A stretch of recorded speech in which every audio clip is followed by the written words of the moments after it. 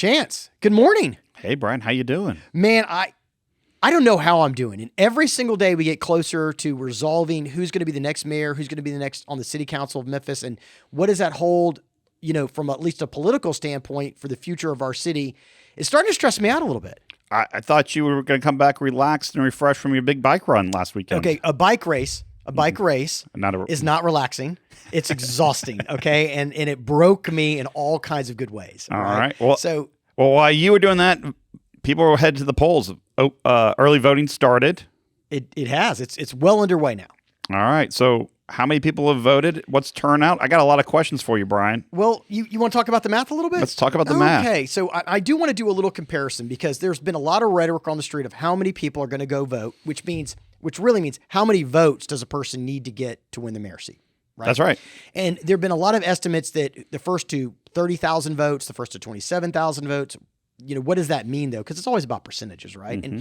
And I think it's important to point out the highest vote getter wins the mayor's race. Yep. Not a majority. It's not 50% plus one vote. It's a plurality. The highest vote getter. So a person could win with 7 or 8% of the vote if everyone else comes in less than that. Right. And let's bring up why that's important to say right now today in the middle of early voting. Memphis City Council meets on Tuesdays. Yesterday they had a meeting and they were talking about changing it. But that is not in effect for this particular mayoral race. It'll be 2027 or beyond. I think that people always need to be careful about amendments to the United States Constitution, amendments to your charter. And your charter in the city is just like the city's constitution. Is adjustments by anyone. And I don't care who it is. I don't care if it's you, it's me, if it's party. There's a political motive behind it. Yeah. And people ought to constantly be looking at what is the political motive behind that? Why are they changing this rule that's been in effect for eons? And so take from a federal level, take the Electoral College. The people that want to change it, right or wrong, it's to benefit their team. And just remember that. Or why in the world are they even talking about in the middle of an election? It's a whole other thing, but we know the answer to that. It's all politics. But voters aren't dumb, and we're here to educate those that just didn't know. So the rule is plurality wins. Whoever takes one more vote than the next person wins. Yeah, and I would say that some of the reasons behind that are you have dozens of people run. And I think, look, it's America. Everyone has a right to run. Everyone should run that wins. When I was on the election commission, I always erred on let somebody run and let the voters decide. Yeah, you and I completely split on that. We have for a while. If you don't have a shot to win, you're not a major candidate, you shouldn't run. That doesn't mean you can't. Doesn't mean you won't. It just means you should have some dignity. There's always surprises, okay? And winners sometimes come out of the woodwork, and it's the American way is to let people run. So anyway, we can fight about that later. We're not getting to another Bill Clinton comeback kid. All right, so what do you think the turnout's going to be? Okay, I've always estimated sub 100,000. You've been over 100. That's right. Okay, well, let's talk about where we are today. All right, today. Right now, we have just over 27,000 people that have voted during early voting. 27,000. Now, it's important to note that somewhere just south of 50% of the total voters typically occur on election day. It used to be 55%. Now it's a little closer to 45%. That means, let's say 55% vote early during those 2 weeks. There's 10 days it's open, and the rest of them vote on election day. So, but I have two comparison numbers for you. So remember the number 27,000. At this point in 2019, 4 years ago, pre-COVID, it was 34,000. 34,000 voters as of the same time period. So that is 6,000 voters more voted at this time in 2019. In 2015, it was 34,700, slightly over 2019. So actually, we are tracking under the last two Memphis City election vote counts. We're tracking under that right now. It doesn't mean it can't pick back up, but it's under what it was for those 2 years. And in 2015, you're not going to like this. We went to 101,000 voters. I know. And in I feel like I'm on losing side of this. I know. And in 2019, it was just over 96,000. All right, Memphians, registered voters, get out and vote. You're going to make me lose my bet. It looks like the under 100 is in pole position 1 right now. And with me, it's like, look, I want to make sure everyone has a right to vote. People are educated. There's an election going on, and they go show up and pick their team. Historically, though, I will tell you, math don't lie. And so people will say, no one voted. No, historically, it's about the same number of people that voted every election going in the past. I can't fix that. But there are a few little add-on numbers here that we can give you a little bit more specifics. So we said that the Memphis mayor's race is the top vote getter wins, no runoffs, no follow-up elections. The city council race is a little different. Okay. The super districts, so that's Super District 8 and 9, which represent half the city. They're not at large districts, which are the whole city, but they're half. Hate to interrupt you here. Yeah. But I've talked to a lot of voters this week. I've actually been out at the polls a little bit myself. And I always have to start with first, and maybe this makes some sense. There's 13 members of the Memphis City Council. 6 come from super districts, 3 from Super District 9, 3 from Super District 8, and they both represent half the city. Then you have 7 single-member districts that represents that are kind of meshed all in there. Right. Sorry.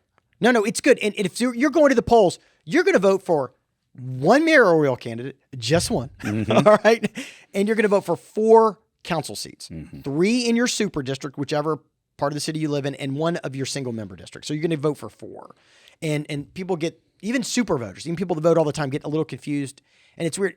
The county commission used to kind of have it set up that way, and then they went to individual districts. So they did switch, I guess it was about 7 or 8 years ago. It was longer than that. It's super confusing because at early voting, you can vote at any polling station anywhere that's set up. Man, brother, this is great advice for people. You can go to any early voting location, no matter where you live in the city limits of Memphis. Okay, if you've been de-annexed, you can't go vote.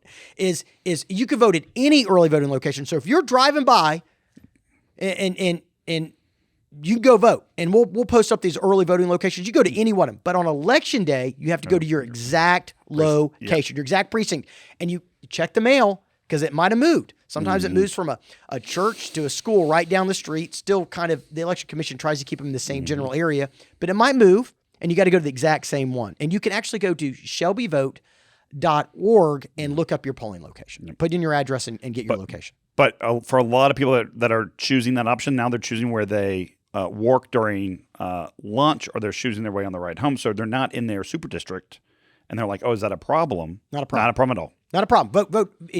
Downtown's got one that not a lot of people go and vote in. So you can vote there for no matter where you live in the city, et cetera, right? And by the way, they used to do the Ag Center as an early voting location for eons, and that's been moved to Trinity, to what used to be a ballet place, and now it's the Tennessee Shakespearean Center. So just know that one, if you're out east, has been moved. The others are pretty standard. That Agri Center one was pretty popular. It was super popular, and everyone in Hickory Hill, Cordova, all knew about it, but it's been moved now. So just be aware of that if you're looking. Any before we get into maybe we were wrong about the September surprise. Hint, hint. Well, I'd still like to give you a few more numbers. But I'd love to hear about the precincts. Yeah. Yeah. So let's just talk about a few other numbers. And I'll let you guess. Which city council district is voting the most? Council District 5. District 5, yeah, District 5, which is not abnormal. Nope. That's a very high turnout district, and that one's voting the most right now. And not a surprise about how much money the candidates had to spend. So on all sides of that, most expensive race, most money, most awareness. District 5 also has very active voters, and they're typically the highest turnout. But it's also one of the. I mean, look, we can go back on the history of that, but when Mayor Strickland won that seat eons ago, it was highly contested. North was highly contested. Now, I want to say one thing about Mayor Strickland that everyone forgets. The first time he ran for District 5, he lost. He likes to remind me that he's never lost a race, but he lost that one because I lost a race for city council, and he loves to remind me about that every single time he sees me. But yeah, and before that was Carol Chumney, and then Jack. Godfather, Jack Sammons. It's always been a very competitive seat. Yeah, super. The next highest turnout, Cordova? No. Whitehaven. District 6. Ooh. District 6. Yeah, very traditionally very high turnout. Precinct 2. So they're really doing a good job. District 2's the next one, and then 3 and 4. Now here are the districts that need to start showing up. District 1 and District 7. So if you're in District 1, you're District 7, go grab some friends, go out and vote. be your own judge and jury. But those other city council districts are eating your lunch a little bit right now. From a perspective of what age brackets vote, I don't have to look at the numbers to tell you. Over 65. Look, there's an old adage in politics.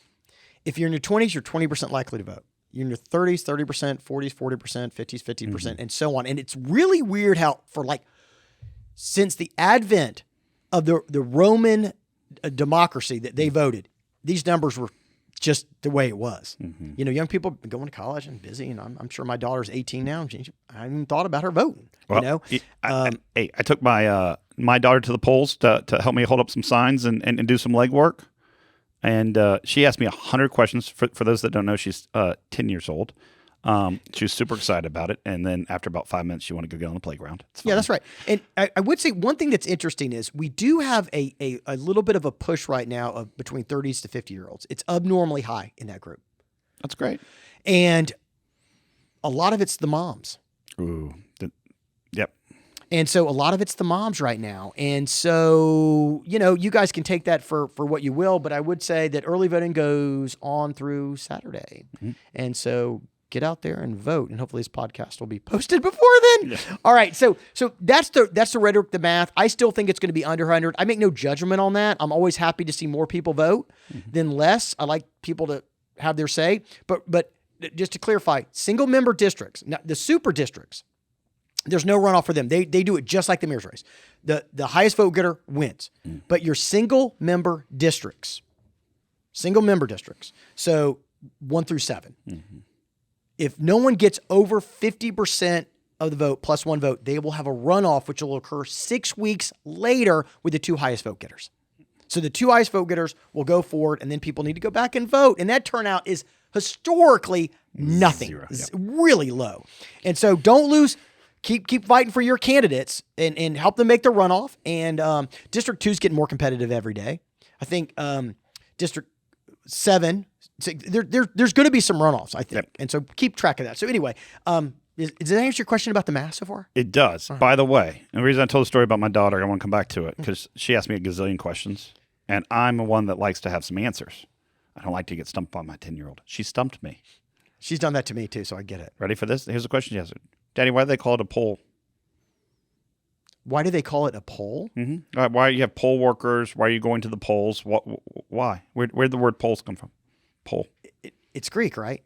That's what I thought first. And I was smart enough not to answer the question, then I had to look it up. I've heard this, and it doesn't pop in my head right now. Wait a minute. God bless. Have you looked it up already? Do you already know the answer? I do know the answer. Give me 18 seconds, man, because I know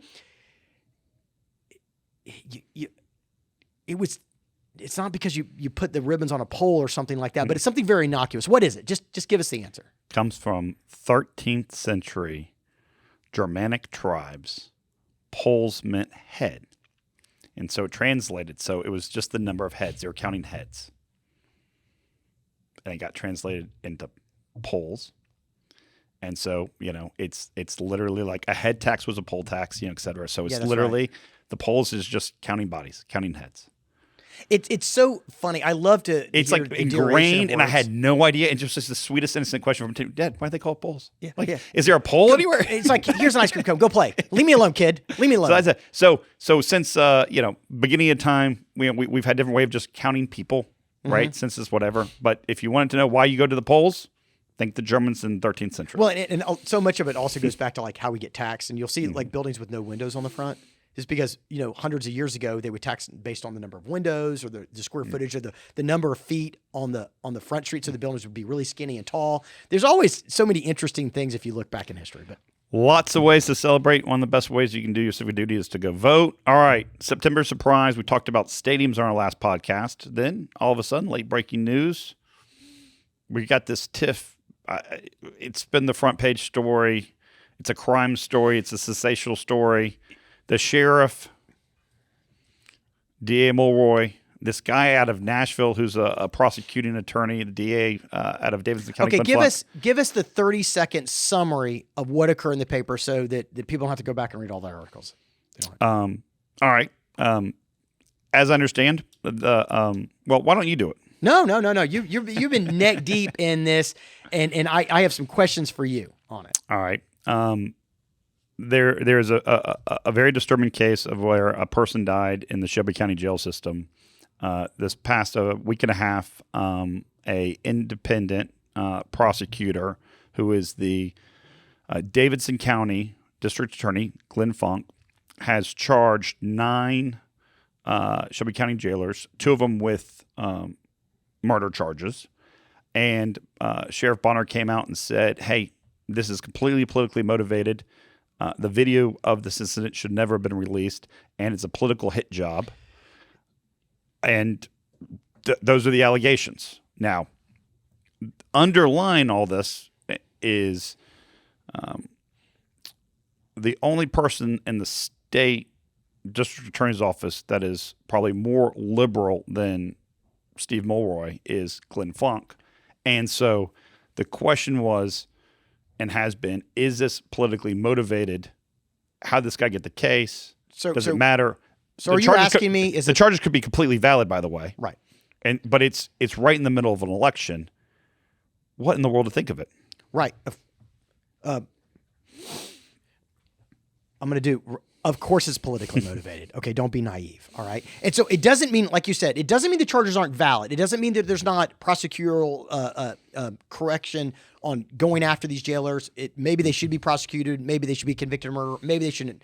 I'm a lawyer by trade, and I really agree with like letting the evidence come out before I make a choice, because it always twists and turns, man. It always twists and turns. So you don't have no idea.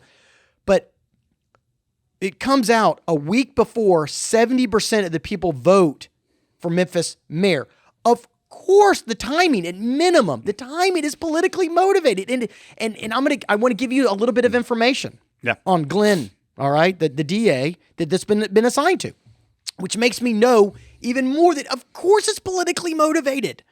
Okay, so if you, and you know, let's get into this, all right? If you want to know, what do reporters say? Follow the money. Yeah. One of the main backers of Funk is a guy named George Soros. You ever heard of George Soros? I have. Okay, well, if you're not aware of George Soros, if anyone out there doesn't get who he is, Google him, George Soros, and put down police after the word. And what you're going to find is George Soros is a multi-billionaire who is involved in political races throughout the United States. He ain't from here. He ain't from no Tennessee or the South, all right? He is from somewhere up north, all right? New York. New York City. And he has made it his job. And I got asked this question at the golf tournament last year. By some people wonder around, like, why are these billionaires from out of state involving themselves in our elections? Well, they have an agenda. And it starts off with the DAs. Okay? The DAs, and want control of city governments. And they want to control who gets prosecuted and who doesn't get prosecuted. And George Soros is at the end of this. Google him till your heart's desire, and know that when George Soros comes in, he has a firm agenda and he gives money out like candy. So he's been a big supporter of Funk, and Funk is, you know, by a lot of the news articles that are out there, and you can come to your own decision, is a defund guy. Yeah. All right. Anti-police guy, just like George Soros is. And George Soros, by the way, ain't just in Nashville. He in Memphis, Tennessee too. And we can talk about that if you want to. But so you give it to a prosecutor. There's 95 in the state of Tennessee? Each county has their own DA. 95. Yeah. So there's 95. Yeah, see how I did that? 95 counties, right? So there are 95, 2 pretty liberal, and the most liberal, the most one that's backed by George Soros, the only one that we have a lot of documentation is now going after a mayoral candidate in Memphis, Tennessee. Who's the head law enforcement officer? Who's the head law enforcement officer? Do you see the pieces getting connected? Right. Well, and look, if you go into the Tennessean or you go talk, like Glenn Funk was investigated by the Tennessee General Attorney. He's the bane of existence of the supermajority GOP. They passed a couple of laws to try to curtail his powers, which he and our DA, Steve Mulroy, are fighting in court, which is their right to do. My point in all this is take all that out of it and say that these 9 jailers are completely 100% guilty, which, of course, we haven't even gone to trial. The timing stinks to high heaven. But, this is right. This is raw politics 101. So, and look, I'll say this. As a person that's run hundreds of campaigns, I don't care that it's politically motivated. Comes with the territory. Like you sign up to be in politics. You don't get to, by the way, I hate it when people that are running for office say, I'm not a politician. You are today. You are now. You it. All right. I don't get to say I'm not a lawyer today. Yeah, I am. I'm a lawyer. Okay. Like I'm a psychologist. I get it. But did you not think that the two DAs in the state that are the biggest backers of Van Turner, who's your political opponent, were going to come after you with something? Yeah. And so I'd say this, it's like, and people can say, they can cry foul. They can get upset. They can whine about it. Our political process, just like our legal system, is adversarial by nature. That's the way it's designed. Now here's the kicker. It's up to the voters to decipher all this junk and all this different stuff they get. It's all propaganda from left, right, up, sideways. Negative ads work. That's why people run them. You might not like them, but they work. You might hate robocalls. They're cheap and they're effective, okay? We have an adversarial process. So if you're upset and Bonner's your guy right now, be upset. What are you going to do about it? Go do something. Go act on it. And this is clearly political motive. I guess Bonner's out there saying it. His other candidates are going to benefit in some way, and no one's going to come to his aid. He better get out there and start swinging if he wants to counter this. Well, I do think he is swinging. And look, I think it's the first time I've been able to, on the campaign trail, et cetera, to talk to a few members of law enforcement. I mean, that's their lives at stake. I mean, they are being charged with very serious felony crimes for something that is a very heinous act if proven true in court. I also wonder how much of this is, does it matter? Like if he had just waited till after the election. And then he would have tainted an election. It will not just tainted an election, tainted the jury pools. I mean, everything that's going to play out now, does Mr. Freeman get the justice he wants because now it's tied to this political race? Do they even care? I don't know. Well, but I can tell you what, it is raw political exercise of power. Period. End of story. However you look at it. Right. And so what you'll also see as a tactic that may come up is people suing people. Mm-hmm. So you got ballots all over the place right now. Mm-hmm. All right. You got the Ricky P. ballot. You got the Democrats ballot for fairness and justice. You got the police. The Memphis Area Association of Realtors, whoever, right? We already saw the raw political use of lawsuits empowered with the residency. Right. And lawsuits. So people love, and you're a business guy. Lawsuits kind of come with the nature, and most of them fail. And as a lawyer, I hear this all the time. I'm going to sue you. That, not to me like personally, but I hear that come out, and it's like, so what? Mm-hmm. But voters and let's say lay people, non-lawyer types, get very intimidated by lawsuits, and they think that there's something there, and the media will blow it up as if there's something there. And then when the lawsuit gets canceled, when it gets dropped, they never report on that. And so 4 years ago, 2019, there were several city council candidates that said, I'm going to sue. A matter of fact, it was in District 5. And they said, I'm going to sue. And they got all this publicity for it, which helped them in the polls. And then the lawsuits after the election, guess what happened to those lawsuits? All dropped. Nothing. They didn't even file any additional documents. They died because of a lack of being pushed forward by any attorneys. Mm-hmm. It was all for show and tell. It was all to manipulate voters. And financial disclosures is another major one. I mean, how bad people are at filing their disclosures, who they are, where this is. I mean, for those trying to impact and influence elections, I get it. But I the really sad piece is like, where is the fourth estate in this?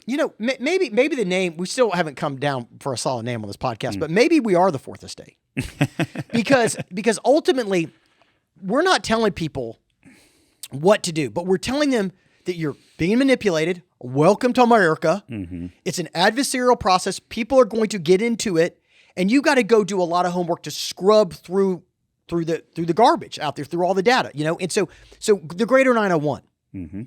our PAC, people did send some questions, which are like, who's funding it? Well, we file on time all of our disclosures. Not many PACs do. Not many do. Okay. And I'll say that you'll find some that never disclose, mm-hmm. and that nobody ever files charges, or maybe they file it, 3 weeks after the election, which is late because they don't want anybody to know. We file on time. Somebody asks us what our political party is. None ya don't care. I think nonpartisan elections, at least on a local election, are very important to keep everyone on the same team. Fundamentally, I want to beat Nashville. Hey, Chance, I want to beat Nashville, man. I don't want to beat my neighbor. Yeah, and as we get to the municipal races and we turn our attention to the state races, it's how do you bring Big Blue, Shelby County, that's the demographics, that's the population, in harmony with Big Red state of Tennessee. And to say that it's not possible, you do it by locking arms and working on problems here locally first and going to the state together. And so I think that when we're trying to educate voters on how they're being, manipulated, which is, that's a terrible word, but it's just, marketing is a form of manipulation. Advertising. I was in the Army. I was totally brainwashed when I was in the Army, but I consider it good brainwashing, not bad brainwashing. But you could be your own judge and jury. Well, and let's be honest, the number one goal of a lot of these organizations and a lot of the advertising that you see politically is voter suppression. It's getting you not to even care about showing up. That's why we have 10, 15, 20%. So again, I don't know about that. I think we could get into that deeper down the road, but I do want to make sure we're educating voters on this election. Sure. And so I know that we're not going to get neck deep into ballots today, but can I continue on George Soros for a second? Sure. So last year, county elections, George Soros, this guy that's, if you Google him, he gets involved across the nation, flooding the market with his money. His son's getting ready to take over the shop. He gives hundreds of millions of dollars per year to political campaigns. So he gave, I think it was $280,000 to a local PAC. Okay, and I'll give the name because they should be proud of it. They should be proud of it. Like it's a lot of money. We post our donors. We post who gave us money, and so that's cool. But it was the People for Fairness and Justice. So I'm not saying not to vote down that ballot. Just understand what that ballot's for. People come up with cool names for things. I mean, we try to come up with a cool name, right? It's the anti-police ballot. It's and I think that somebody could say that because that is who funded. Well, now I can't say that this year. I can say it last year for sure because he was the primary and only donor last year. Yeah, but these are candidates that declared war on the police. I mean, that's literally the Tennessean headlines of some of these candidates that were backed by George Soros. And so when you're looking at ballots and you're looking at these pieces of literature that people handed out, Memphis police, I'm pretty sure, and maybe we can have them on here, they're funded by their members, police and fire. And then they pick candidates that they believe will support them. Yeah. Well, okay. Look, and let's just call out again, there's not complete virtue signaling about police and fire. They are a union shop. They are going to fight for their union members. They are funded out of their dues. But they're people of this community that are literally trying to make their jobs safer, better, etc. But there's no. I mean, yes, they have a motive. They're transparent. Yeah, that's my point. They are transparent. Yes, they have a point. Of course, you're not going to have the police union saying we want to take our funding away. We want less benefits. Yeah, they want more benefits, more raises, and if you agree with that, pick their ballot, man. I mean, I am okay. Like I've not always agreed with them. In 2015, when the Memphis City Council stripped them of benefits and stripped them of X, Y, and Z, that's not exactly what happened, but it was a hybrid system. It's not as many benefits as they had before, but it was. My point is, you could have said the police and fire were public enemy number one. In 2023, I don't think a lot of people feel that way. Well, but they're transparent. That's so exactly let's take the Memphis Area Association of Realtors. Oh, that's a great one. It's one of the largest in the city. They, you know who their members are and who fund them. Realtors, people that sell real estate in this area. Yep. Right? And what do you think they care the most about? And you can agree that you like that or you don't like it, but you know where they're coming from. Yep. They want home prices to go up. They want crime to go down. Well, I would argue that maybe they want crime to go down in some areas where they're selling houses and not in other areas. Anyway, but I think everyone's biased. It's just the psychologist in me that everyone's biased to a degree. I just want to know where somebody's coming from when they're talking to me. And it's all these other ones that you're going to see, right? And they have, different fancy names across the board. I just want them to be transparent on where they're coming from. And I'd like them to file their disclosures in a timely fashion, and I'd like the government to do something about it. But they have the right, by the way, to put all these out, and I think they should. It's just hard for the voters to decipher what's what sometimes. Yeah, but it's not these organizations' job. Well, would you like to see it more regulated to protect the voters? No, I would not. No. See, I'm different than most people. Yeah. I'm a conservative, but I am a Republican. And somebody's going to get mad at me. No, look, I believe in states' rights. I believe in a limited federal government, right? And I believe that people have individual freedoms and individual choices, and they got to go do their own homework. I do not want a nanny state.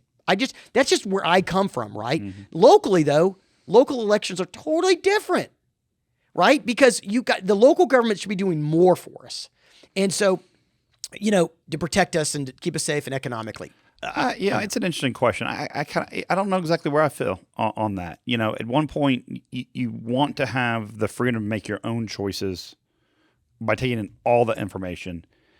At the other end of the spectrum, that if someone hands you a ballot and you're willing to show up to the polls and vote straight party line, party ticket, ballot ticket, whatever it is, that's just the way it is. And that's a lot of Memphis voters. Now, it is what it is. Well, hold on. Now, straight party means it's really confusing on who the parties are. But that's my point. Okay. That's where the confusion of all these ballots and all this other stuff comes in. And that's where the confusion comes in. And so I think look, I'll probably end with this today. I think the rule is for voters is it's hard. It's hard. Do your own homework. Oh, and we got this question. Like, how do we grade for the people that didn't fill out our questionnaire? Well, just to let you know and everyone else know, we told every candidate who we emailed multiple times, called, and if they had a Facebook, we Facebooked them. We try to reach these people. Is if you don't fill it out, you don't have to. Candidates do not fill out every survey they get, right? Every questionnaire they get. We're going to rank you based on what we can find, your website, your social media, your past track record, right? And as Americans, we have the right to do that. And they have the right to not like it, or they have the right to love it, or whatever, just like every other group. Yeah, I think but let's don't make a mountain out of a molehill. I think there was like 63 plus candidates. Oh, no, I wasn't I was just. No, but I think we had like over 50 plus respond. Right. But I guess my whole point is it's really hard to do your homework. It's really hard to get the information you need. And I feel it's tough. And so I really appreciate people digging into this and then telling their friends and their neighbors what they've learned and sharing their knowledge. And then, as you say, go and vote their heart. Well, and where did a lot of this literal consternation come out of? We just had what was called the big ballot. And we had all these judges, all these positions, all these clerk positions. Last election cycle, you could walk in if you haven't voted yet. You're basically voting 4 or 5 people. It'll take you 30 seconds to a minute from the time you get your ballot to the time you did it. It could have taken up to 3, 4, 5 minutes last election cycle because there were so many races. If you were organized, and you're right, people do not know who they're voting for when they're voting for judges. That's the right. Bulk of people do not know. They're going for a higher item, like the county mayor, and then you have all these judges. You feel obligated, but you have no idea who the drop-off rate between who votes for county mayor and the judges is astronomical. But the judges are hampered because of their ethical rules. They can't go out and actively raise money to let you know who they are.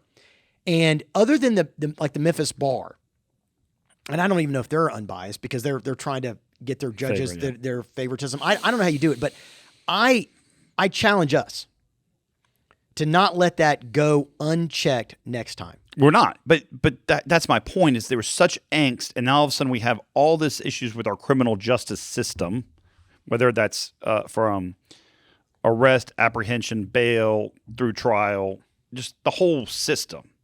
And one big piece that people get a vote on was the judges.